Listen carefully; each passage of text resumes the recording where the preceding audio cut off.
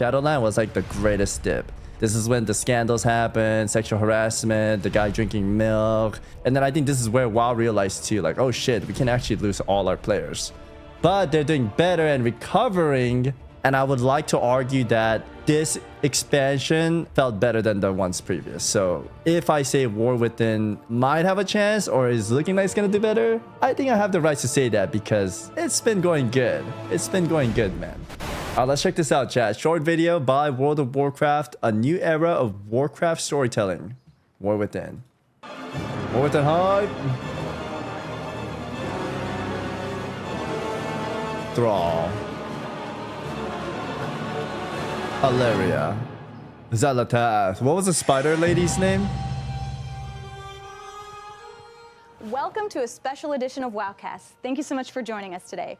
The team is heads down on wrapping up the expansion ahead of launch. But today we are joined by a few incredible guests. Please introduce yourselves. Hi, I'm Maria Hamilton. Hello. I'm the Associate Design Director on WoW. Hello, my name is Morgan Day. I am one of the Associate Game Directors working on The War Within. I'm Taryn Gregory, the Cinematic Narrative Director for World of Warcraft. So how does the team even approach something as ambitious as the World Soul Saga? In a word, enthusiastically. You know, we have a really unique opportunity here with the 20th anniversary of World of Warcraft that's fast approaching. We really wanted to take a step back and reevaluate how we develop our expansions. In the past, we might have come at it from the perspective of, well, we've done this a couple times. How did we do it in the past? And moving forward philosophically, we really want to take a fresh new approach and you know, take our community's excitement and feedback and really make sure that's at the forefront of all of our development moving forward. We wanted to build upon... Chat, type 1 if you think from now on World of Warcraft story is going to be peaking. Is that what they're going for, right? I think so. 2 if you don't believe, 1 if you believe. Oh my god, that's a lot of 2s. Blizzard, you have built a reputation of bad story. What in the world? Because that was their approach, like world new saga, 10 new expansions, brand new story from now on, boom, right? Like Dragonflight was a little vacation, and then now we're getting to the real sauce. Because Shadowland was like the pinnacle, right? That was all their story building up to then, kind of like Final Fantasy to Endwalker. That was all the story build up, and Dawn Trail is like the new story now. This is like their new too, so let's see how it goes. Honestly speaking, I kind of have a better expectation than before. I think in Shadowland, they really crashed and learned. I think they really did. Dragonflight, they've been trying a little bit harder. I think people that actually played Dragonflight didn't sound so mad as Shadowland. I think there was a positive reviews. The successes of Dragonflight, right? We felt like we built a really strong foundation there and take a lot of those successes. I just feel like Medicine's there as mascot. I think he's just there to hype. And I'm sure he'll have a little bit of inspirations here and there. But I feel like they brought him back like Kum Gang-sun, who's the Lost Ark director that retired, but the company was shitting itself, so they brought him back. But I feel like he's just there. And look to achieve new goals as we move into the World Soul Saga and the War Within. Some of those ideas would be allowing the players to have new ways to express themselves and make sure that there's a ton of variety in the content that they're experiencing in World of Warcraft. Additionally, we want to make sure that we're bringing World of Warcraft to as broad an audience as possible, and we're really working to build new accessibility features and also just new exciting ideas that we also want to bring to the table. Finally, you know, guiding us and crafting this epic adventure is the narrative, right? That's at the forefront of all of our ideas and all of so cool. the stories that we're developing along the way. We always like to plan ahead when we're developing World of Warcraft, but this time is a bit different, right? It's multiple expansions all at once that we're really trying to plant the seeds for these future ideas as we move forward in the World Soul Saga. And at times, you know, I've been in meetings with our creative direction group, and it can be a bit of a challenge to keep all of these ideas in my head all at once. You know, there's a lot of threads that are flying around, but I think the team, you know, is really energized by that opportunity to kind of tell such an epic story. And thankfully, you know, Taryn is here, and he's going to talk a bit about all of those awesome ideas as we move forward. And, you know, he's kind of the expert of pulling all of those threads and bringing them all together. It's kind of like the conspiracy meme sometimes with the dots and the threads. They all look super happy to be there. What are you most excited for, Taryn, with the War Within story? Well, working on World of Warcraft is always exciting. Yeah, absolutely. I love working on this world and with this team. It's been really, really, really exciting getting to work with Chris Metzen again after his return and setting the vision for the World Soul Saga, this new chapter of Warcraft that's going to take us through the next few updates. As Morgan mentioned, right, like during Dragonflight, we feel that that represented a lot of change, a lot of lessons applied, lessons learned. Looking back on Shadowlands, I believe that we took a lot from that story and developed new ways that we were going to present our characters, our villains, our storylines. And Dragonflight was the first step, but I believe that War Within is a great leap forward in our ambitions to create a compelling narrative. Exactly what I said. Bring our characters to the forefront and really open the first chapter in the next pivotal moment of World of Warcraft that will set the stakes for the story that will unfold throughout the World Soul Saga. What would you say are some of the narrative aspirations of the saga?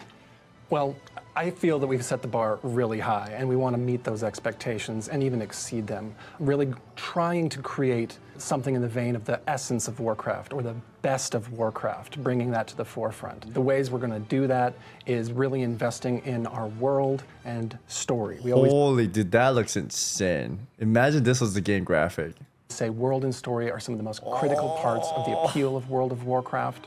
But what does that really mean? You know, our world is a character. It is fleshed out through all means too, to be honest. Small stories, big stories. But we want people to be invested in our characters. We want them to go on the adventure with them, to learn more. I believe we have some really compelling stories with some of our most known characters, some of our lesser known characters, and some new characters that we're going to meet along the way. She's back. Something that I love about the World Soul Saga, and you know, we were talking about the 20th anniversary earlier, is that's a really unique strength of World of Warcraft, right? We have characters that you've literally grown up with, right? Like at the launch of World of Warcraft, Anduin, I think, was literally in a crib, right? He was a little tiny baby. Boy, yeah. Have you seen my father? Yeah, exactly. Dude, he knows. He's been playing. Holy moly. From, you know, that boy to the boy prince to now you seen my the father? king that he is today. And this journey is going to continue to take characters like Anduin and continue to see them evolve, and others as well. Like Dagram plays a huge role in Chad, do you think as a World of Warcraft community, they did a good job portraying Anduin's story? I think it was okay. It was okay. I don't think we really got to see him. We did get to see him evolve into new character model, but I don't know if we got to really see him grow up. We did see him a little bit in like Mob. A little here and there, sprinkles. I don't know if he had a really good story though. His story is mid, right, chat? Anduin's story is mid. He's kind of like Gohan. Everyone's like kind of hyped about him, but he's just can't pass his father. Maybe in this story, he really, you know, builds up from it. I like this Mob story. Yeah, I think Mob and him and Raytheon, it was cool to see them vibe. But that's it. I feel like that's where I got to see him the most. And a little bit of Shadowlands, but I don't know if I really liked it. Okay, 300% Gohan. Yeah, it's like Gohan, Dragon Ball Z. They wanted to set it up for Gohan, but they failed, so they went back to Goku. You know what's crazy? That's kind of like with Naruto too. I feel like Naruto had a son, Boruto, and they wanted to carry on with Boruto, but everyone likes Naruto better. It's hard to beat the main, unless they do a really good job with it. But I heard Boruto was getting better too. Continue to take characters like Anduin and continue to see them evolve. I heard all the OGs are back. Others as the well, animator like and the author. A huge role in the War Within, and that's another character that was just a little baby when we started out, and they're going to be taking a much larger role in this epic saga. Yeah. I think another lesson we learned is, you know, cadence. Yeah, I heard Boruto's fire now. There were some instances where it felt maybe like the story was very start and stop, or people had to wait around for a long time for resolutions to long-established storylines. I agree, Lockie. And so in trying to address that, we're really looking at the saga as the opportunity to resolve more storylines, bring up new questions, drive the story forward. And one of the things that helps us do that now is the improved content cadence that has been established in Dragonflight. This gives us some really, really handy tools for being able to have smaller updates between larger updates in which we can have the story move forward, we can focus on individual characters, flesh out their stories more, or even just give the sense that the world is always moving forward and that there's something always new to see in World of Warcraft when it comes to our narrative. Speaking of characters, Xal'atath is everywhere. She is amazing. What do you think about our new villain? Xal'atath is very much an interesting character, and I'm super excited to see the reception that people have had since we announced that she's going to be, you know, very much starring in the beginning of the War Within. When it comes to our villains and the development of our villains, we have learned many lessons. Guys, I know you guys are all staring, but actually, never mind. We feel that maybe there's been a couple instances where we didn't quite do the work to earn them out or introduce them to our players in a way that felt organic or compelling. Xal'atath is an opportunity to have this character that, for those who played Shadow Priest and Legion, it was a very compelling character. She's marked very, very highly in terms of, Xal'atath's a man, guys. She has a clocker. But you guys are gonna be like, oh, even better. You guys are like flies, like. Fan favorite, but also lesser known, and that's kind of a magic combination of like, hey, let's take this character and bring them into the spotlight and give them a really compelling arc. And bro, check this out, please. I'll check it out after this. In the development I want to finish of this. Primal Incarnates, like Iridikron and Viranoth and Farak, we put a lot of effort into bringing them into the story one step at a time, introducing them to the player, giving them compelling motivations, making them a dimensional character, making their desires, and making them real people. You guys are making me think that's normal now. And Xal'atath is now on her own trajectory to step into the limelight of World of Warcraft, and we're hoping to meet all of those same things. And I really feel that Xal'atath is going to be a very interesting character as we watch her story unfold. I've been quite both surprised and excited by the reception of Xal'atath. I think having kind of those foundations where there's some of the community that's like, oh, you're just getting to know this person, where other people have, like Taryn mentioned, have been kind of questing with her or experiencing her story in the past. And there's also a lot of really fun stuff and opportunities as we are able to plan so far ahead now, where we can plant these seeds knowing, this is the destination. And as we're moving towards that direction, what are things that we can kind of plant? And maybe the players find them, maybe they see it, and maybe they don't. There was some text that showed up in Dalaran where they were talking about like, oh, wait a minute, that's new. What's going on here? And they were kind of piecing together some stuff. One thing I love I do remember this set forth to do was mid-Dragonflight, NPCs in the spirit of wanting to seed these stories sooner, to have people along for the ride, to notice the little details. And there was this moment with Iridikron when he was escaping through a portal, and in development we had just slipped this little shadow. Where, chat? Oh, no way. Elven silhouette. No way. I didn't even see that ever. What? In the background of the portal. And a lot of people were like, no one. Did you guys see that? That's actually cool. I like that little Easter egg. Elven silhouette in the That's cool. background of the portal. And a lot of people were like, no one's ever going to notice that. And we're like, that's the idea. I like that. Good job. The idea is that it's so subtle that when they discover it, it's going to generate all this conversation. And it did. Right? There was all this conversation about Xal'atath, and everyone started to get really excited. And so that kind of started building a slow burn on everyone. Warwick is going to be an insane story. Into the conversation. So by the time she was announced at BlizzCon, it actually felt like, oh, yes, we've been expecting this. Obviously. Obviously, right? So damn, I like it's the just art. fun That ways art that looks we're trying really to good. seed and plant and prepare the audience for what's ahead. I think one of the things that makes Xal'atath really, really interesting for players is there's an awful lot of them that want to be her buddy, who don't see her as a villain, right? So no villain is the villain of their story. They're the hero of their story, and that makes this interesting too. Is that how villains think? I didn't know that. Wait, can I repeat? So no villain is the villain of their story. They're the hero of their story. Really? I thought if you're a villain, you're like, I love being the most evil, But they think they're the hero? I don't think that's correct. There's no way they think they're the hero. I think she worded it wrong, right? She worded it wrong. It does depend, Tommy. I will say that. If she's trying to kill everyone to like make world peace forever, sure, that's like in a way she could think she's a hero, but she's not, right? So it depends. You're right. You're not wrong. You're not wrong. And that makes us... Artist thought he was a hero? No, he did not. Did he? Okay. Up to where he got the Frostmourne, yes, I will say that. But when he's at the tippity top of the mountain, just chilling on his frozen throne, taking a shit for 20 years, I think he knows he fucked up. I think soon as he killed his dad, it's like, okay, he's gone. Because that was like the pinnacle storyline, right? Boom, succeed in you, father. Yes, he definitely thought he was playing the hero, grabbing the sword so that he could take down the villains. Yes. But then once he sat down on that throne, does he still think he's a hero, chat? I think he knows he fucked up. Okay, maybe when he dies, he realizes. The word hero is wrong. Evil people believe they're right. not that they're heroic. True. I like that syntax. He was being led and probably thought it was correct. Okay. It's interesting too because I did say though, it depends on how it is. Play with that a little bit. We can make sure that we're leaning into it. You know, is she really the villain? We don't know her story. So the world is just as important as the villains. Maria, what approach have you taken for world building? I mean, as Taryn pointed out, and I think we've talked about in the past, the world really is one of our main characters. And it's really important that when we go into these different zones that we've created, they feel alive, they feel appropriate to their cultures that live within them. Unexpected. Chat, I will say I love the art.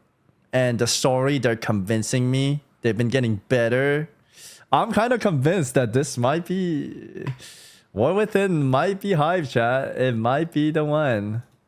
Perhaps, we decided to make this a very vertical expansion. So we're starting off on the surface in the Isle of Dorne, which has your classic plains, your beautiful grasslands, and big city, Dornegal. This is I'm not getting debated, guys. It's about that time WoW stops taking L's. They've been farming W's as of late, no? Look at it this way. Classic WoW started, it was going good. Wrath was peak, Kata came out, fell down. It was like this. This part is like blurry, but not a lot of people were talking about WoW anymore. And I know in Shadowland it bumped up again, but Shadowland was like the greatest dip. This is when the scandals happened, sexual harassment, the guy drinking milk, whatnot. Everyone to play different MMOs. This is when I went. This is the first time where I took the longest break in WoW and went to play FF and Lost Ark, right? That was a lot of fun. And I'm glad I took this break because I got to learn there's more, way more outside of WoW, right? And then I think this is where WoW realized too, like, oh shit, we can actually lose all our players. And we fucked up and done a lot of weird shit as a company. But they're doing better and recovering. They've been recovering. Actually, I missed the key point. There's like classic WoW hype too. Anyways, I'm talking about retail. As of content, as a content creator myself as well, it's been the best. We had Hardcore WoW, Classic Plus, Cataclysm, Mists of Pandaria Remix, and retail. And I would like to argue that this expansion felt better than the ones previous. So if I say War Within might have a chance or is looking like it's going to do better, I think I have the right to say that because it's been going good. It's been going good, man. From the time I've been playing WoW my whole life, right? It's been getting better. And Plunderstorm, sorry, I forgot that too. Where our Earthen live, trying to carry out the edicts of the Titans. And this is where the Coreway is located. So we go down the Coreway and we get down into the Ringing Deeps. And the Ringing Deeps is where the machine speakers, the Earthen that are dedicated to tending the machines and the vast works of the Titans live and work. And so where we're really starting to subvert expectations is when you go from the Ringing Deeps into Hollowfall. It's a huge, huge area. You can't tell that it's underground. You can't tell that it's a cavern. It's yeah, so I'm by speaking from what I've crystal. Experienced so far. And then as you descend, you're going to go down into the last kingdom of the Nerubians, into Aj-Kahet. And this is all about danger and dark. But I'm hoping they do better. And the whole area is meant to serve as an opportunity to learn about the Nerubians and their big city there, which has been built upon centuries and centuries and centuries of decay. They just build the city on top of itself. Yeah, I wouldn't have expected that going vertically down. yeah, it's one of the things that we learned from Zaralek Cavern in Dragonflight. We knew we were making an underground space. We knew we wanted players to be able to transition seamlessly into that space. The idea was to sort of give you this increasingly wondrous, joyful descent and make the world really feel alive, make it feel like it fits with those cultures that are living there. The reactions that we saw from people playing on beta when they first entered Hollowfall, which is just amazing. Yeah, I love the attention to detail on all the zones. I mean, you just mentioned Hollowfall, but like something that it took me a while to even notice it, but when I did, it like blew my mind was, like you mentioned, there's that huge crystal underground, and it's the sole light source. So if you look around the zone, all of the trees and the plants are actually facing that light source. Oh, like you think about plants wow, in I the like world that. that kind of follow the sun. Well, what if the sun was static? We have a desire to help make everything feel right. Everything needs to feel like like of thoughts it makes into sense. it. So for the Arathi, they have these airships, and so all of their tables and chairs and props and things that are scattered around their city, they all have these brackets on them because they would have been mounted on the airships when they traveled. Another good Yeah, they're trying to show off, and I like that. They're trying to show off that it's not just a copy paste of bookshelves. Like the books are kind of stacked differently. I was trying to see if this was just stacked oppositely, but I think it's the same. But at least it's on the other side, right? It's on them because they're they trying to been like mounted on the airships. make when it they unique, traveled. I guess. Another That's good cool. example is That's the really earthen. cool. So the earthen are made of stone, and their beds, entertainingly, They left the bookshelf bugged out. Wait, really? There was a bug? That are airship mounted on the air. These brackets. Where? That rock hard mommy not on the shelf. Right bookshelf on the top left book is floating. Oh shoot, they went a little bit too ham. Oh, wait. This is all floating. Oh, yo, go back. I was trying to compliment you guys looking at the pattern, but this is floating. Yo, Blizzard, go back fast. Brackets on them because. Dude, what if this doesn't get fixed? I have a bad feeling this won't get fixed. If they do it, I'll be impressed, and this will be the key point to them actually caring about the game.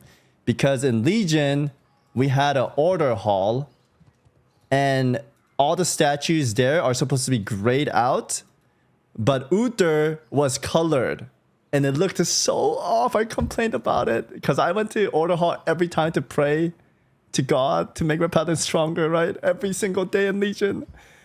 And they didn't fix it. They fixed it later in another expansion. I was like, bro, they finally fixed it. Holy shit. They would have been mounted. But if they fix it now, it would mean they care, right?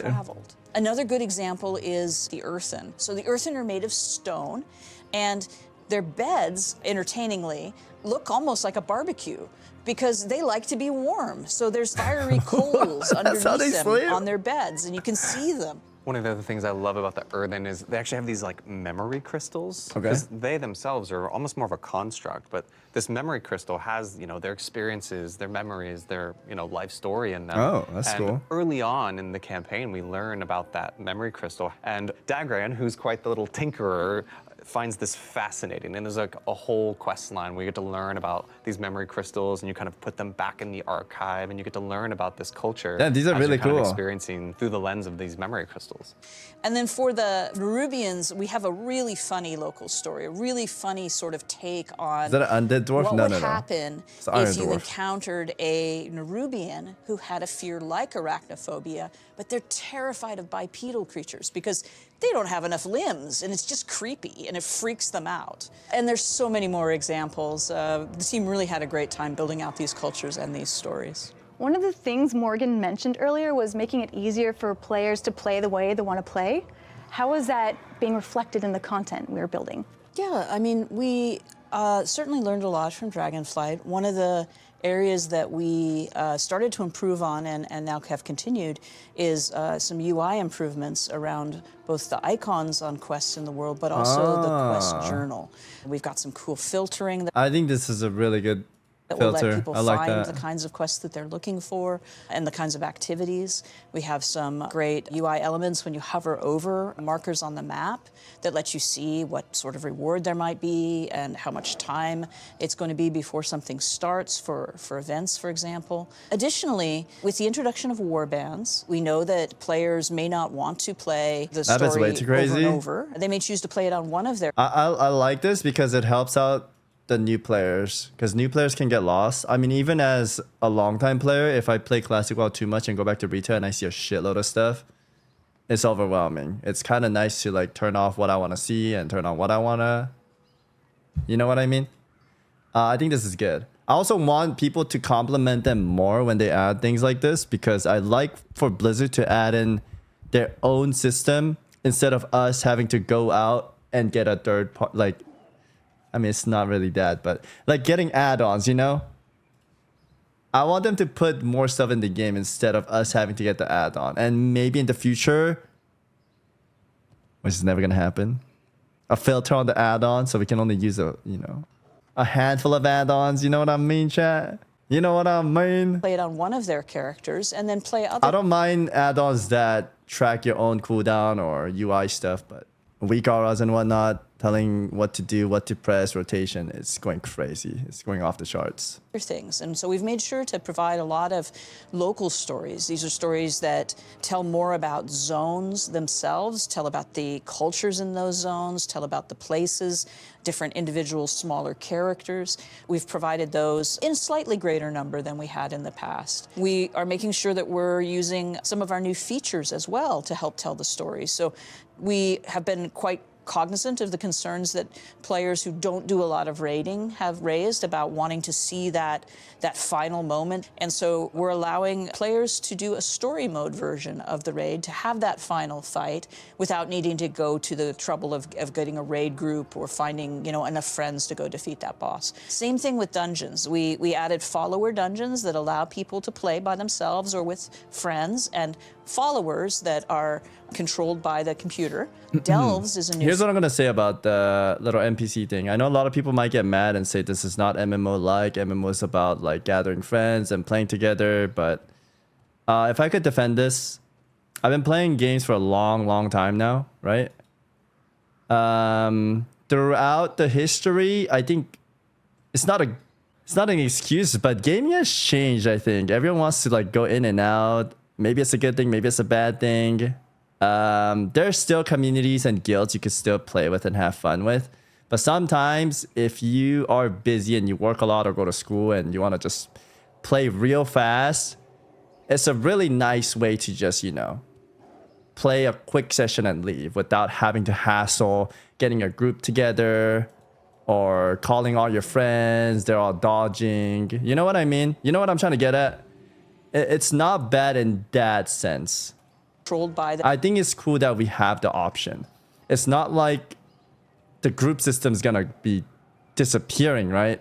You can still do mythic pluses and hard game content you're gonna have to do in a call with the boys. But for little things like that, I don't mind if you could do it like this. I know for solo queue, a lot of people are getting mad too, but it's like, dude, team queue still exists. If you want to queue team queue and schedule a doctor's appointment, go for it, man.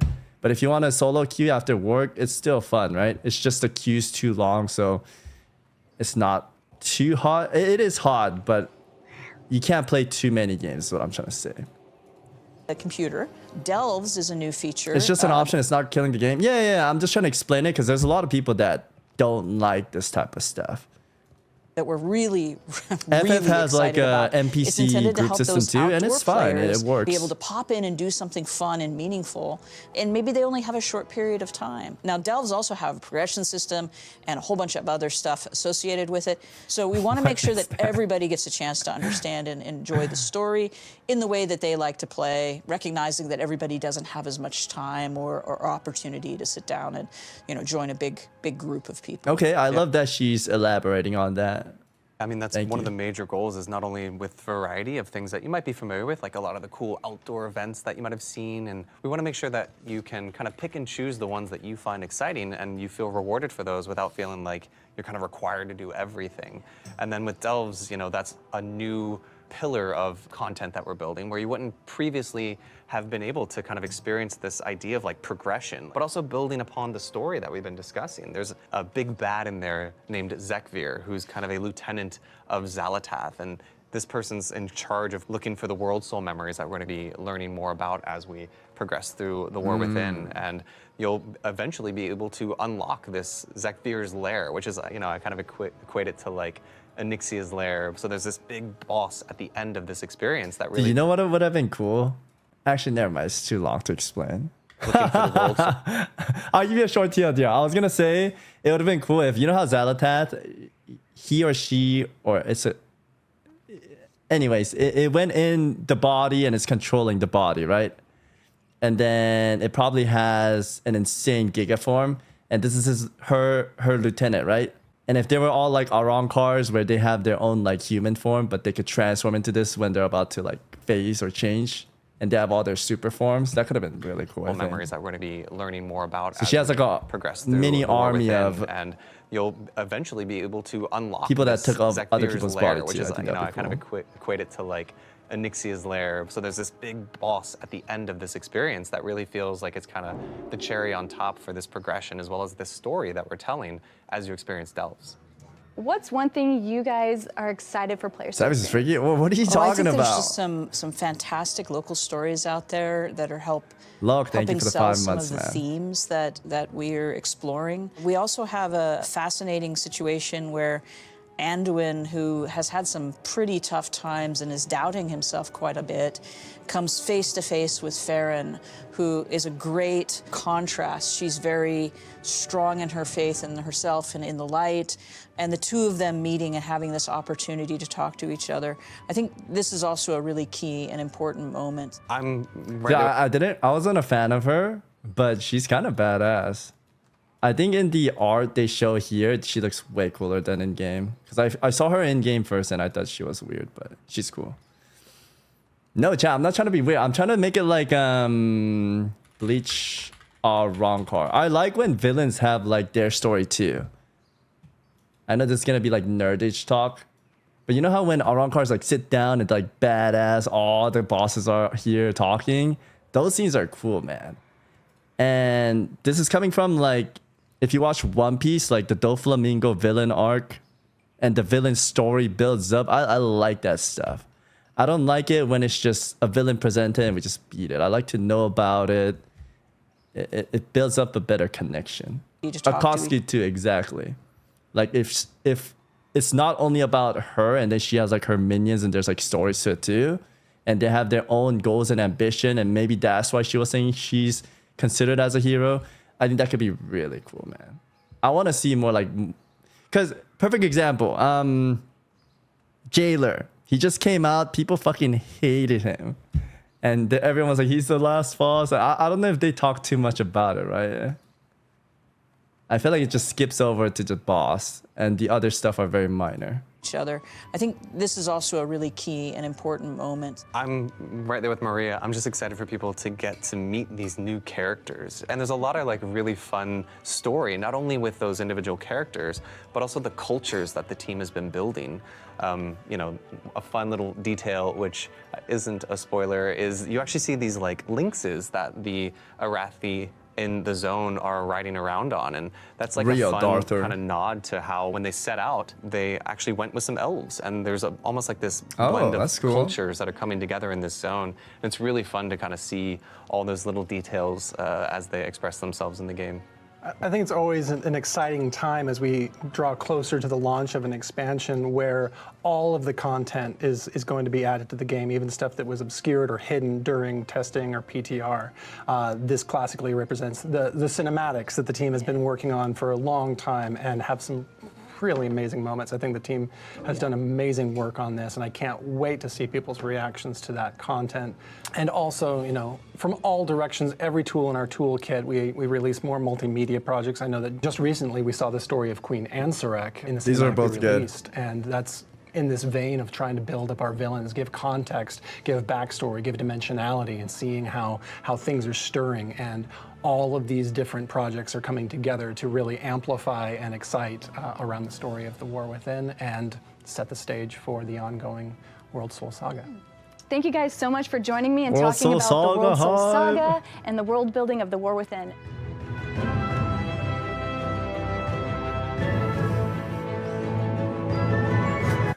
I'm laughing because I'm looking at this guy right here. Named fucking Naruto feed stories. Retail should be scrapped and make WoW too. It's just below. Honestly speaking, chat, here's what's gonna happen. Ready? World Soul Saga. This is World Soul Saga, okay? And there's what, like 3 expansions, right? Right now, we're going into the core of Azeroth, the heart inside Azeroth, okay? The big throbbing, big juicer. I want to color it, but I can't. Anyways, we're going in there. Next expansion. The world's gonna blow up. Chromie's gonna be like, guys, get in the fucking time machine. Boom! And then we're gonna get WoW 2 from vanilla scratch. New engine. No add-on. Holy moly. That's the build up, guys. And then Chromie lost the power to travel, so they're stuck in here. So we gotta go through Classic WoW, through TBC, all over from the start. But refurbished, the chat. Refurbished. New graphic. Everyone gets a new spell book. Everything's upgraded. More meaningful keybind. No button bloat. Best stories ever. It's a different universe, guys.